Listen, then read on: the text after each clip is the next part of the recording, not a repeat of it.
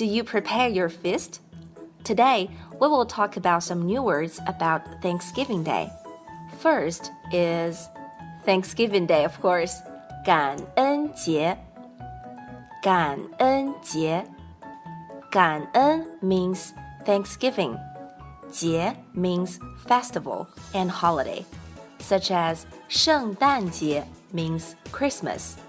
情人节 means Valentine's Day. And the Chinese festival 中秋节 means Mid-Autumn Day. What do you prepare for your Thanksgiving Day feast? Turkey and pumpkin are needed.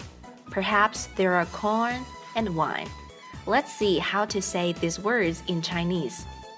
First one, turkey, 火鸡火鸡 Next one, pumpkin, 南瓜南瓜 Next one, corn, 玉米玉米 Next one, wine, 酒酒 Last one, grape wine, 葡萄酒葡萄酒 On Thanksgiving Day, does your city have grand parade?